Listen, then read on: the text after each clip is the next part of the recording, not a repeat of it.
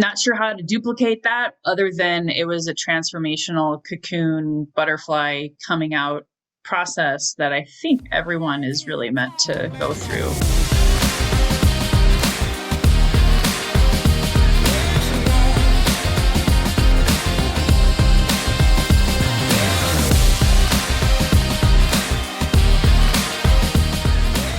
What's up, everyone? Welcome back to Campfire Capitalism. I'm your host, Desmond Dixon, and today we have no Heather. She is on vacation in Puerto Rico, so you just have me and an amazing guest today.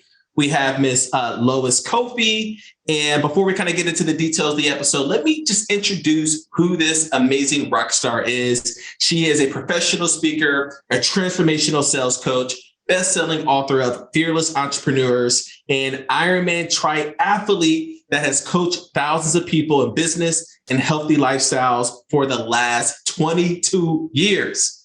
She went from 0 sales online to 5 figures a month in less than 6 months with permission-based lead generation online, and now coaches, affiliate marketers, speakers hire her to do the same, pivoting in 6 months, guaranteeing to live their best life. She now is at multiple 5 figures a month in 9 months of starting at ground zero online. This woman's story is incredible, and I'm excited today to have her on the show. Welcome, Lois. Hey. So excited to be here. Thank you for having me. Boom. This is great. So, before we kind of get into the ones and the twos and the tactics and the strategies and the flow, just kind of give us an idea real quick, just jump in and just kind of give us an idea of who you are and a little bit about your journey and we'll kind of unpack it from there. Yeah, perfect. Thank you so much. Well, first of all, I love sales. I'm one of those weird ones. I like to joke, and I'm laughing here because you can see my incense. I'm also very spiritual, so you might be seeing some smoke going across the screen. That's why I call myself a transformational sales coach, because I've been through a lot.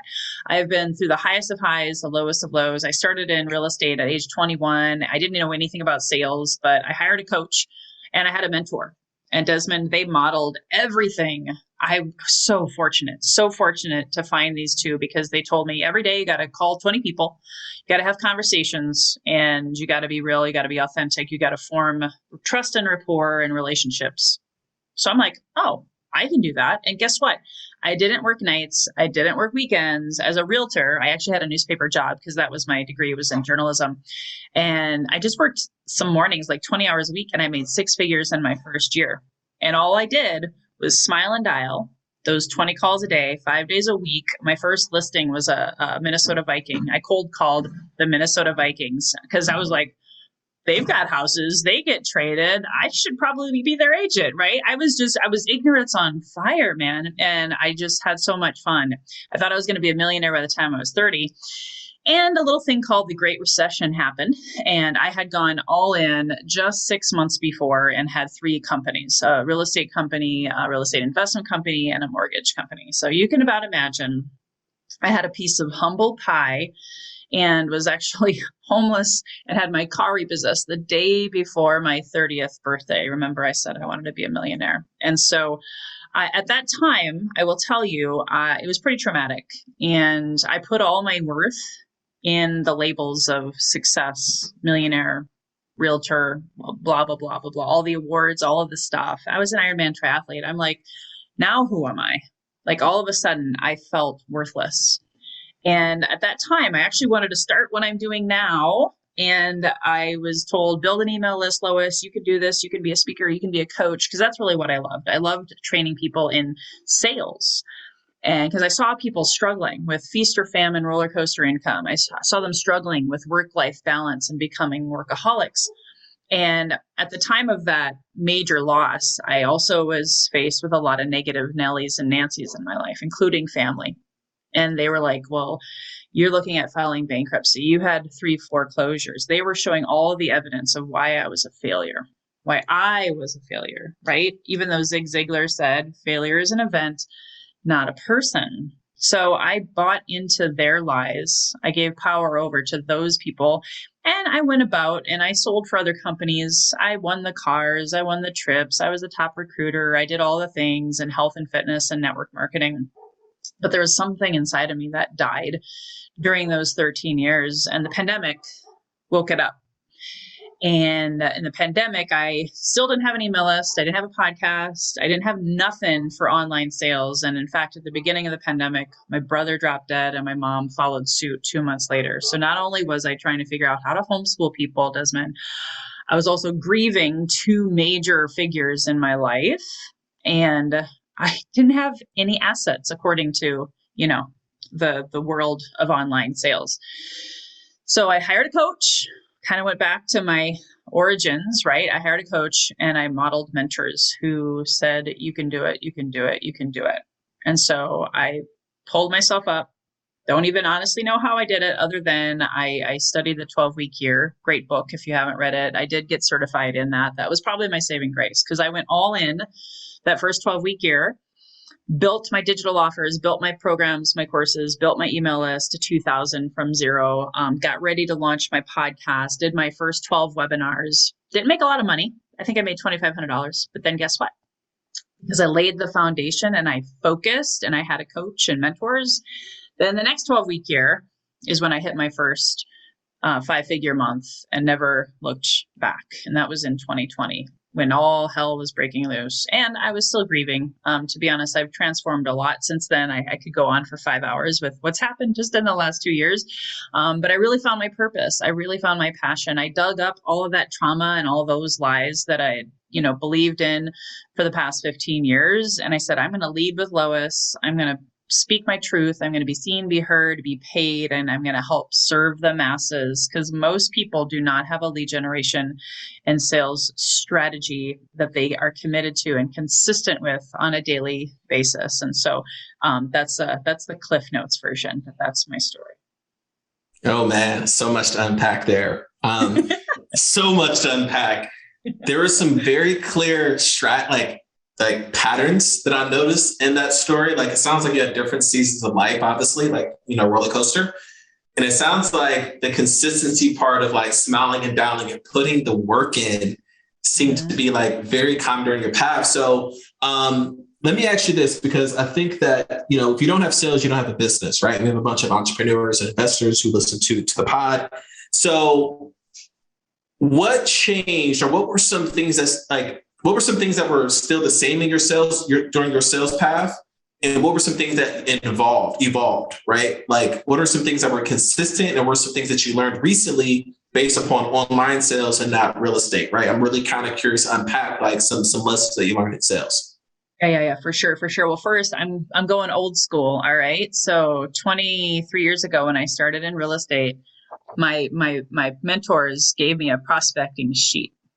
And guess what? In the middle of the pandemic, when everything was falling apart, this was my true north. So I pulled out my dusty, old, cobwebby real estate prospecting sheet because I had so much going on in my head and my heart and trying to homeschool and all the things. I really only had 2 hours a day, Desmond, that I could really focus and commit to work. 2 hours a day. And guess what?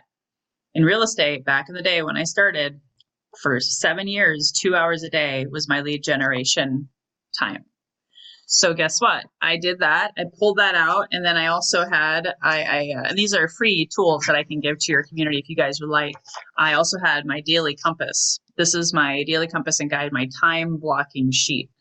So I wouldn't forget stuff and feel lost, dazed, and confused. So that's old school, but guess what? It still works. And it's what helped me stay committed and in it to win it for those 2 hours a day of income producing activities.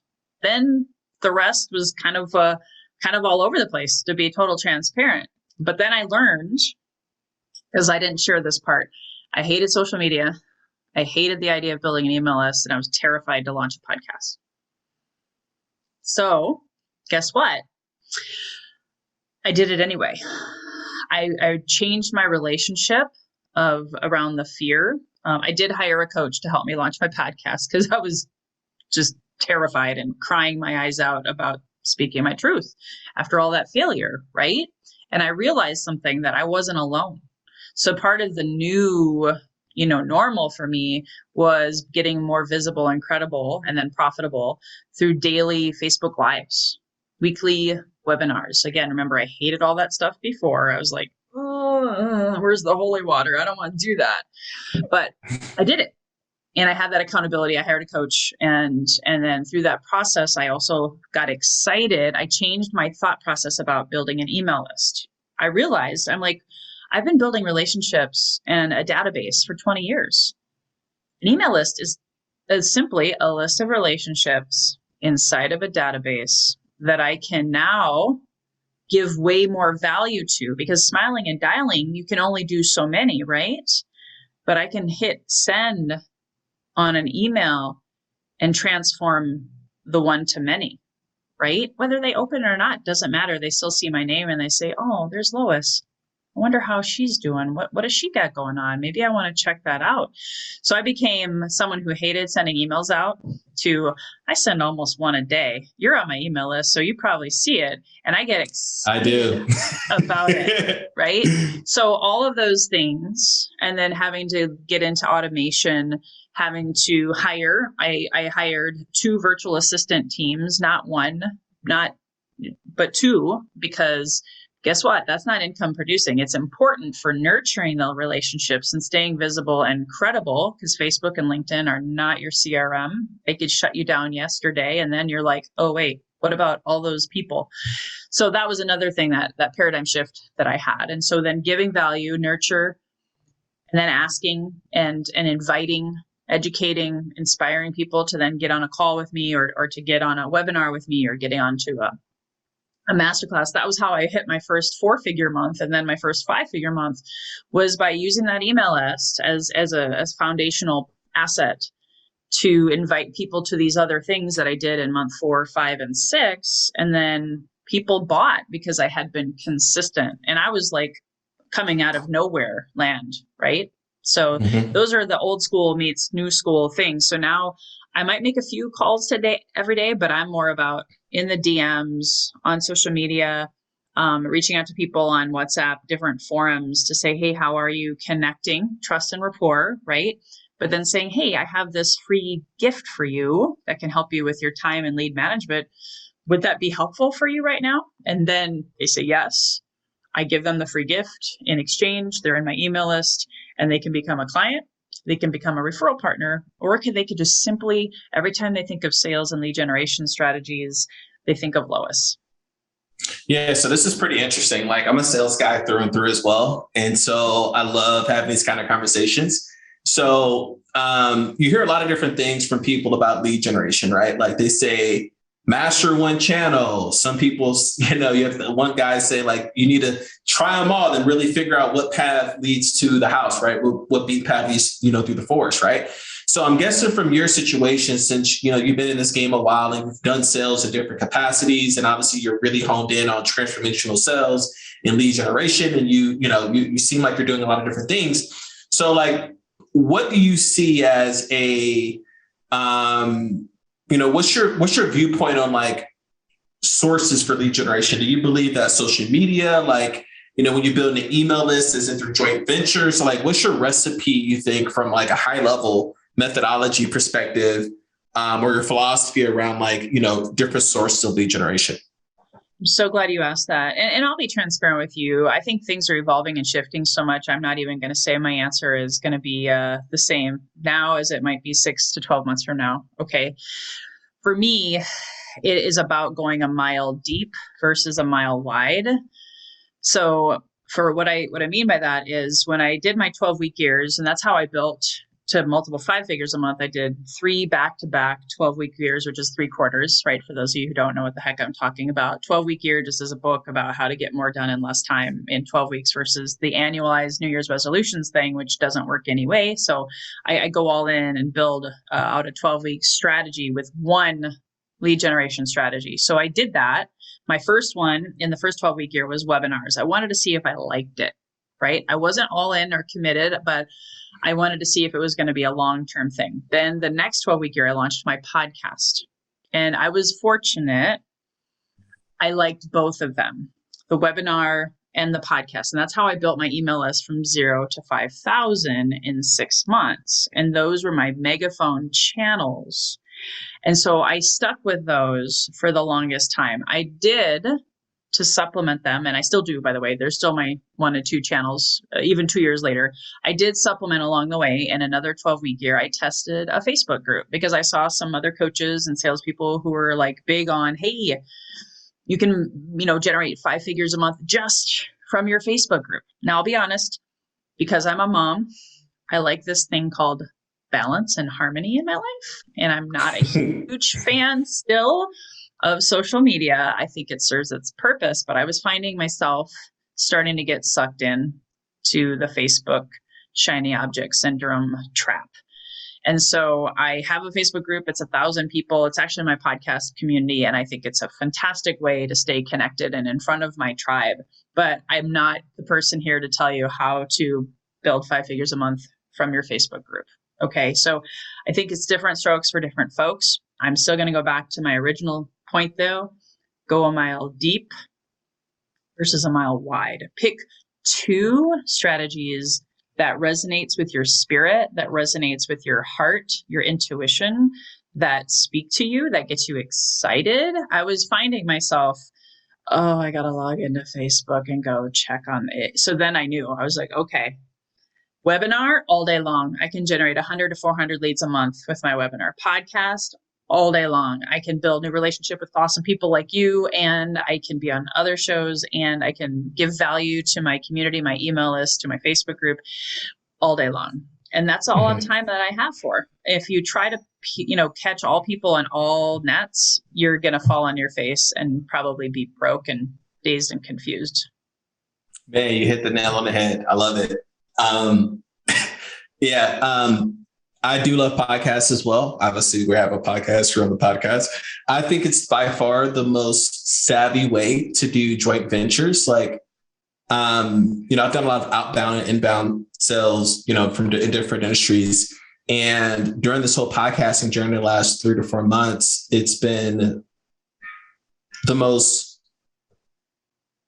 leveraged point of view in terms of like business relationships, in terms of strategic partnerships, joint ventures, networking.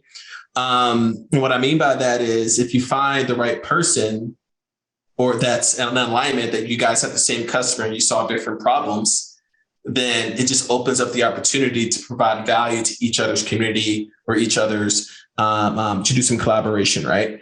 And then podcasting is evergreen. So I'm with you with the podcasting. I haven't gotten into the webinar thing. I keep hearing about like how webinars are super effective. And so I'm gonna let you school me on the pod. That's why I love the pod. You can school me, right? You can enroll me. So when you're doing these webinars, like obviously you have to get butts into the seats, right? It's like going to the movies, right? Unless you have a replay sequence. So like, are you doing like paid traffic into that, or what's the method? You don't have to share all your secrets on here, but like, how do you get butts into seats into the webinar at a high level, right? You don't have to get into the playbook, but what do you do? Like, what's the strategy to get it? Do you use the webinar to get people on your email list, right? Well, you're opening up a great door for me, because I will say, not now, but 6 months from now, I am going to have a webinar done for you, lead generation service. I'm working on it right now because maybe I'll reiterate, my first 12-week year, I did 12 webinars, so 1 a week.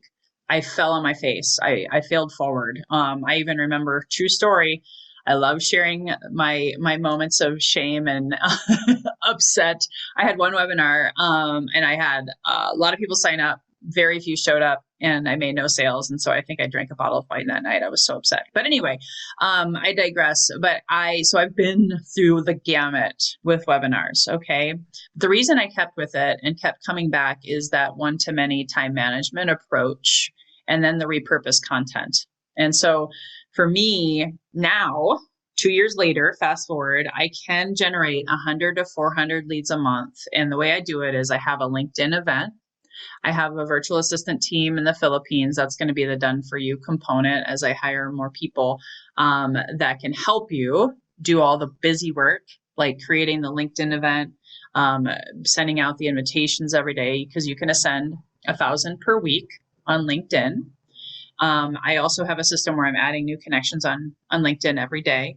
So I went from like about 3,200 connections on LinkedIn at the beginning of the pandemic to now about 8,000 2 years later. And I didn't even really start on LinkedIn until the end of 2020. So it's not even been a full 2 years. So I'm always adding value. And I only post like maybe 2 to 3 times a week on LinkedIn. And I'm not a LinkedIn expert, but I do want to say that with the webinar events on LinkedIn, I have a system in place. Create the event, invite 1,000 people, send personal invitations to people. I do permission-based lead generation. That's what I teach. I don't do paid traffic. I don't know anything about it.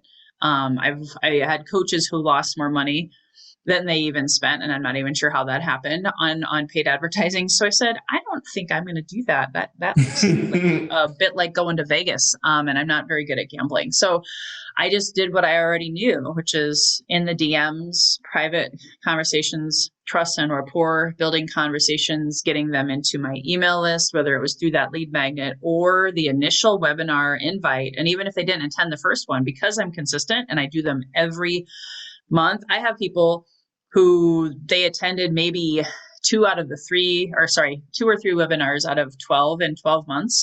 And after the third time they saw me, they're like, okay, I'm ready. And they spent $10,000 with me. But because I had that consistency, they respected and trusted my visibility and credibility. And again, going all in, going a mile deep as opposed to a mile wide. And then my virtual assistants, they help me with checking emails. They help me with checking the DMs and following up with people to then book the discovery calls, then book the follow-up conversations even to get to the discovery calls. Then I have a follow-up series. And then if it's all about timing, right? Sales is all about their timing. I'm not a pushy used car salesperson approach. It's got to be organic. But again, visibility and credibility and consistency over time with one lead generation strategy is going to pay off. So that's essentially the system that I use. And then I do, like you were talking about, I do leverage my podcast and invite people to my webinars and masterclasses through my podcast. I do, have affiliates. I have people who sign up for the Lois Koffi Enterprises affiliate program, and then I'll have them do webinars for me, or I'll have them email their list and invite people to the webinars. And because I'm not all over the place, it's consistent and easier for my affiliates and JV partners as well. So it's been 2 years in the making. I want to reiterate that. But I really, really found my sweet spot and really, really loving it. Man, this is so good. So let's hone in on the transformation part of this, because obviously the sales side is consistency. Like, okay, guys, hope you got the message that show up with your sheet, like Lois, with your sheet and do the work. Simple, do the work. That's it. Like, money doesn't literally grow on trees. Like you gotta actually do the work, right? Till the fields. Even though Lois probably disagrees that money probably does grow on trees, right? It can. I was a farmer's daughter, and I love Jim Rohn. If you guys remember, I love Jim Rohn. I'm dating myself. He was all about farming, planting the seeds, watering them. It's like webinars. Everyone is a seed planting opportunity. You water and follow up and nurture, and eventually it's going to harvest. You just got to be consistent. Yeah. Yeah, this is great. So let's talk about the transformational part, because I think that is pretty important, especially for, let's say, people who are a year or 2 years in, or even at a plateau, like maybe they're getting business inconsistently. So going through the suck, I think that's pretty important, right? Because you mentioned that you went through the suck the first 12 weeks, you would have made 2,500, and you just had to keep going, right? Trying different things, but you also hired people to help you along the way, which probably saved you years. So talk to me about the mindset shift for you. Like, what was that aha moment for you? And you're like, when you went from only 2,500 to 5 figures a month, right? Like, what was that moment that you had mindset wise? To be honest with you, it's very, it's painful. And it was part of my process, and it may not be duplicatable. It may not resonate with everyone. However, remember I said 13, 14 some odd years ago, I was afraid to speak my truth because I felt like a failure. And then one day I woke up and my 49-year-old brother, only 7 years older than me, dropped dead in his kitchen. So all of that, and I had another friend commit suicide around that same time, and she was so young and she was such a sweetheart. And yet I knew both of them were examples of, they were afraid to speak their truth. And I might start crying pretty soon. But I've had 10 friends commit suicide. I've lost both my parents, my brother, and I realized, holy crap, I'm 42 years old. That would have been 2 years ago. I'm 44 now. I'm not getting any younger. I have not been living my authentic, true self for the past 13 years because I've allowed other people to take my power away. I am not doing that anymore. So for me, it was a deep inner journey, ass-kicking reflection of why the hell am I here? Am I here just to have a hobby? Am I here just to have a fancy website? Am I here to whatever, right? So every day I was living with that pain that was driving me to not live a lie anymore and not to allow other people dictate my definition of success anymore. And then I had grief counseling and I had all the therapy and different things that were also kind of like helping me realize that I am not a failure. I am not alone. There's a lot of people out there, especially in the pandemic, who are losing loved ones, who were feeling lost. I had another friend commit suicide at the end of 2021 still, who wanted to be a speaker and a coach, and he didn't feel like he mattered. And so that was his way out. So part of me is also here to champion other speakers, coaches, and authors and podcasters to speak their truth, to be seen, be heard, and be paid. And yes, it's going to suck. And yes, it's going to be hard. And it's really scary. I mean, there's still days where I wake up, even now, feeling kind of scared, and a little bit of that imposter syndrome starts to sneak in. But then I go help someone and I'm like, oh, okay, so it's really all worth it. And then I just remember the decade plus where I didn't feel like my truth. And so I had to go through that desert and that dark time to recognize what I don't want for myself. And that lit a fire within me. And then, of course, I have coaches, right? I have accountability and I have a team to keep going on days where I honestly, don't feel like it. It still happens because we're all human and we're all, as Prince would say, trying to get through this thing called life, right? And so having that team to help keep generating those leads for me that I built starting 2 years ago, and then having that vision, that passion, that ache inside of me to keep me going no matter what. Not sure how to duplicate that other than it was a transformational cocoon butterfly coming out process that I think everyone is really meant to go through if they are wanting to sell themselves, help champion and be a light in this world when there seems to be a lot of dark places. And it takes a lot of gumption and a lot of internal work.